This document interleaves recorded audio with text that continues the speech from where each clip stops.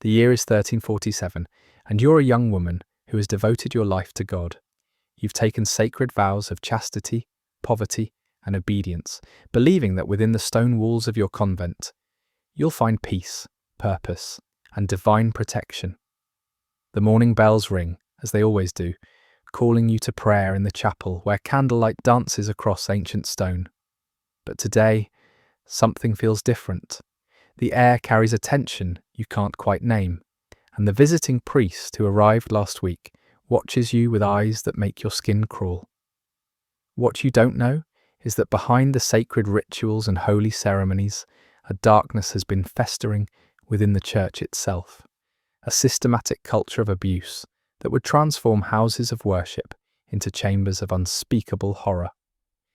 You're about to discover that the men you trusted with your spiritual guidance, the ones who claimed to represent God's will on earth, have been using their divine authority to commit acts so twisted and brutal that they would make the devil himself recoil in shame. This is the story of how medieval priests turned convents into hunting grounds, how they weaponized religious doctrine to justify the most heinous forms of torture and sexual abuse, and how countless innocent women paid the ultimate price for the church's corruption. What you're about to hear will shatter every romanticized notion you might have about medieval religious life and expose the horrifying reality that lurked beneath the surface of Christian piety. Before we dive into these forgotten testimonies of survival and suffering, if you find these hidden historical truths compelling, consider hitting that like button and subscribing for more content that uncovers what history tried to bury. Please comment below to let me know where you're watching from.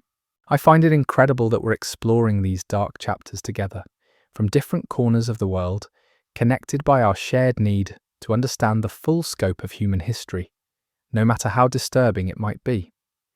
Medieval Europe was a world where the Catholic Church wielded absolute power over every aspect of human existence.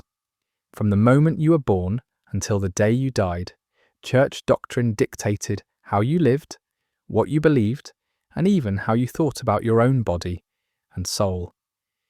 For women, this control was particularly suffocating. Society offered them essentially two paths: marriage and motherhood under their husband's authority, or religious life under the church's supposedly protective wing. Thousands of young women chose the convent, believing they were escaping the brutalities of medieval marriage to find sanctuary in service to God. These weren't just desperate girls fleeing arranged marriages. Many were genuinely devout, intelligent women who saw religious life as their only opportunity for education, purpose, and spiritual fulfillment. They entered convents with hearts full of hope, ready to dedicate their lives to prayer, charitable work, and divine contemplation. What they found instead was a system designed to exploit their vulnerability at every possible level. The very vows that were supposed to protect them, obedience, poverty, and chastity, became the chains that bound them to their tormentors. When a priest commanded obedience, questioning him wasn't just disobedience to a human authority, it was rebellion against God himself. When they took vows of poverty, they surrendered any financial independence that might have allowed them to escape. And when they pledged chastity, their bodies became forbidden territory that certain priests seemed to take as a personal challenge to violate. The geographical isolation of most convents made them perfect hunting grounds for predatory clergy. These religious houses were often built in remote locations, far from the watchful eyes of secular authorities or concerned families. High walls that were supposed to protect the nuns from worldly corruption instead trapped them inside with their abusers. The very architecture that promised safety became a prison from which escape seemed impossible. But it wasn't just individual predators taking advantage of isolated victims. What makes this historical tragedy so much more horrifying is how systematically the abuse was institutionalized within church hierarchy. Bishops knew what was happening, abbots participated directly. Even the Pope himself received reports of clerical abuse and chose to cover it up rather than address it. The church had created a perfect storm of absolute authority, complete secrecy, and zero accountability. The priests who perpetrated these crimes weren't rogue individuals acting against church teaching. They were products of a system that had taught them to see women as inherently sinful, inherently tempting, and inherently deserving of punishment for their supposed role in mankind's fall from grace. Medieval theology portrayed women as daughters of Eve, cursed with an insatiable sexual appetite that led men astray. This twisted logic allowed abusive priests to convince themselves that they were actually doing God's work by punishing these women for their inherent wickedness. The methods of torture these priests employed were as varied as they were brutal, but they all shared certain characteristics that reveal the calculated nature of the abuse. Physical torture was always combined with psychological manipulation, creating trauma that extended far beyond bodily pain. Sexual abuse was presented as religious purification, turning the most intimate violations into twisted sacraments. And everything was cloaked in the language of divine authority, making resistance seem not just impossible, but sinful. One of the most common forms of abuse involved what priests called spiritual examinations, private sessions where nuns were forced to confess not just their sins, but their most intimate thoughts and physical sensations. These examinations quickly became opportunities for priests to probe and violate their victims while maintaining the pretense of religious duty. Young nuns would be told that their natural bodily functions were signs of demonic possession that required immediate and invasive intervention. The confession booth, meant to be a sacred space for spiritual cleansing, became a torture chamber where priests would demand increasingly explicit details about the nun's thoughts and dreams. Women who tried to maintain their privacy were accused of hiding sins from God, while those who complied found their confessions used as ammunition for further abuse. The sacrament of confession, designed to offer forgiveness and peace, was perverted into a tool for gathering blackmail material and identifying the most vulnerable targets. Physical torture often began with seemingly legitimate religious practices. Flagellation, the ritual beating of one's own body as penance for sin, was a common medieval practice that abusive priests weaponized for their own sadistic pleasure. What should have been brief symbolic acts of penance were extended into hours-long sessions of systematic beating, with priests taking personal control of the whips and chains that should have remained in the nun's own hands. These penitential sessions became increasingly elaborate and sexualized as priests discovered how much power they could wield through the manipulation of religious guilt. Nuns were forced to strip naked for their beatings, told that modesty was a form of pride that needed to be overcome. The physical pain was accompanied by constant verbal abuse, with priests describing in explicit detail how the nuns' supposed sins had corrupted their bodies and souls. But the physical torture was just the beginning. The psychological manipulation employed by these predatory priests was perhaps even more damaging than the bodily abuse. They understood that breaking a woman's spirit was more effective than simply breaking her body, because a broken spirit would ensure continued compliance and silence. The methods they used reveal a sophisticated understanding of human psychology that makes their crimes even more chilling. Isolation was one of their most powerful weapons. Nuns who showed signs of resistance or independence would be separated from their sisters, confined to small cells where they had no human contact except with their abusers. Days or weeks of solitary confinement would be broken only by visits from priests who would alternate between offering companionship and inflicting punishment, creating a desperate psychological dependence that made escape seem impossible even when physical restraints were removed. The manipulation of religious faith itself became a tool of torture that was uniquely cruel in its effectiveness. These women had entered religious life because of their deep spiritual convictions, and their abusers used those very convictions against them with devastating precision.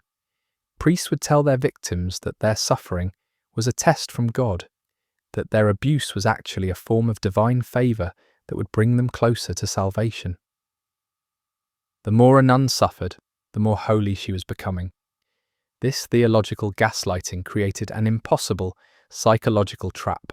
Resistance to abuse became resistance to God's will. Pain became proof of divine love. Violation became purification.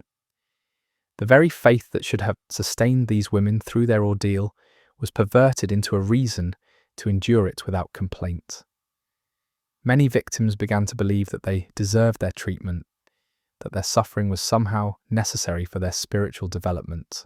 The seasonal patterns of convent life provided abusive priests with regular opportunities to escalate their crimes while maintaining the appearance of religious devotion.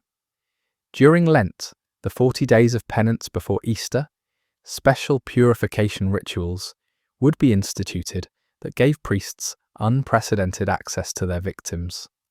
Holy Week became a time of intensified abuse, with priests claiming that extreme suffering during Christ's Passion would bring the nuns closer to divine understanding. Christmas and Easter, the holiest times in the Christian calendar, were perverted into celebrations of priestly power rather than divine love. The joy and hope these seasons were supposed to bring became sources of additional torment as nuns were forced to participate in twisted parodies of sacred rituals while maintaining expressions of religious ecstasy and gratitude. The cycle of abuse reached its most horrifying extremes during the private rituals that priests created specifically to satisfy their most depraved impulses. These weren't recognized sacraments or traditional religious practices. They were elaborate torture sessions disguised as divine ceremonies, complete with perverted liturgies and blasphemous prayers that turned worship into an instrument of suffering. Some priests developed what they called purification chambers, specially constructed rooms within convents that were designed to maximize both physical and psychological torture. These chambers were often built in the deepest parts of convent basements, where screams couldn't be heard by other nuns or outside visitors. The walls were lined with implements that priests claimed were necessary for spiritual cleansing: chains, whips, heated metal objects, and devices specifically designed to inflict pain on the most intimate parts of a woman's body. The architecture of these torture chambers reveals the calculated nature of the abuse. Stone walls prevented sound from escaping, while iron rings embedded in the masonry allowed for restraints that made resistance impossible. Drainage systems built into the floors suggest that priests anticipated significant amounts of blood and other bodily fluids. Some chambers even included viewing areas where multiple priests could observe the torture of individual nuns, turning abuse into a group activity that bonded perpetrators in their shared criminality. What makes these crimes even more disturbing is how priests would force their victims to participate in the preparation of their own torture. Nuns would be required to clean and maintain the instruments that would be used against them, to arrange the chambers according to their abuser's specifications, and even to recite prayers thanking God for the privilege of suffering in His name. This forced complicity created additional layers of psychological trauma that made recovery nearly impossible, even for those who eventually escaped. The priests who orchestrated these horrors weren't content with individual victims. They systematically worked to corrupt entire communities of religious women. New arrivals at convents would be gradually introduced to what priests called advanced spiritual practices, beginning with seemingly innocent variations on traditional prayers and penances. Young nuns who had recently taken their vows were particularly vulnerable, as they desperately wanted to prove their devotion and were willing to accept that suffering was an essential part of religious life. The grooming process was methodical and sophisticated. Priests would identify the most devout and obedient nuns and single them out for special spiritual guidance. These women would be told that they had been chosen by God for a higher level of religious experience, that their exceptional faith made them worthy of mysteries that ordinary nuns couldn't understand. The appeal to their spiritual pride made many victims eager participants in their own destruction. Once a nun had been isolated and psychologically prepared, the abuse would escalate gradually. What began as extended prayer sessions would evolve into physical penances, then into increasingly invasive examinations and punishments. By the time victims realized the true nature of what was happening, they were so deeply traumatized and compromised that escape seemed impossible. The priests had created a web of shame, fear, and spiritual confusion that trapped their victims more effectively than any physical restraint. The economic structure of medieval convents provided additional leverage for abusive priests. Most nuns came from wealthy families who had paid substantial dowries for their daughters' admission to religious life. Priests could threaten to return these women to their families in disgrace, knowing that the shame would destroy not just the individual victim, but her entire bloodline. In a society where family honor was paramount, the threat of exposure was often more terrifying than the abuse itself. Some priests went even further, using their victims' suffering as a source of income. They would invite wealthy patrons to witness what they described as miraculous displays of religious ecstasy, charging admission to watch nuns being tortured, while claiming that their screams and convulsions were signs of divine possession. These horrific exhibitions turned the convents into twisted entertainment venues, where the wealthy could indulge their darkest voyeuristic impulses while maintaining the pretense of religious devotion. The medical knowledge that priests possessed made their torture even more calculated and cruel. They understood exactly how much pain the human body could endure without losing consciousness, how to inflict maximum suffering without causing immediate death, and how to ensure that their victims would heal sufficiently to endure repeated abuse. This wasn't random violence. It was systematic torture informed by a sophisticated understanding of human anatomy and psychology. The few records that survive from this period, hidden away in church archives and discovered centuries later, reveal the industrial scale of the abuse. Some convents had entire wings dedicated to what priests euphemistically called spiritual discipline.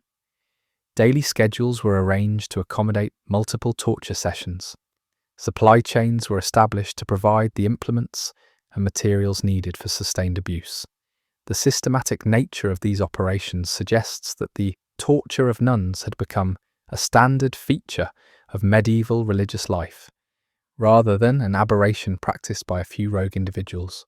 The international network of communication between monasteries and convents meant that techniques for abuse were shared across national boundaries. Priests would correspond with colleagues in distant countries, exchanging methods for breaking resistant nuns and comparing the effectiveness of different torture techniques. This correspondence, written in Latin and disguised as theological discussion, created a continent-wide community of predators who supported and encouraged each other's crimes. As we reach the end of this dark chapter in religious history, we must confront the devastating legacy these crimes left behind. The nuns who survived these ordeals carried their trauma for the rest of their lives, unable to speak about their experiences without risking further punishment. Many developed what we would now recognize as severe post-traumatic stress disorders, spending their remaining years in a state of constant fear and anxiety. Others lost their faith entirely, their spiritual lives destroyed by the very men who were supposed to nurture their relationship with God.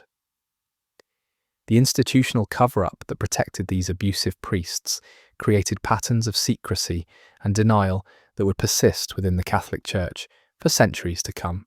The same mechanisms that allowed medieval priests to torture nuns with impunity, the emphasis on obedience, the culture of silence, the protection of institutional reputation over individual welfare, would continue to shield predatory clergy well into the modern era. Today, as we walk through the ruins of medieval convents or visit museums displaying religious artifacts from this period, we must remember that these stones witnessed unspeakable horrors. The beautiful illuminated manuscripts, the ornate religious vestments, the serene paintings of medieval religious life. All of this artistic legacy exists alongside a history of systematic abuse that the Church has spent centuries trying to erase from memory. The story of medieval nuns tortured by priests serves as a stark reminder that institutional power, religious authority, and moral righteousness can become weapons in the hands of those who choose to wield them for evil. These forgotten victims deserve more than our sympathy. They deserve our commitment to ensuring that such systemic abuse never again hides behind the facade of divine purpose. Their suffering was real, their courage in enduring the unendurable was extraordinary, and their silenced voices cry out across the centuries, demanding that we never forget the price that innocence pays when power corrupts absolutely. In remembering their stories, we honour their memory and commit ourselves to building a world where faith becomes a source of protection rather than exploitation, where religious authority serves to shelter the vulnerable rather than prey upon them.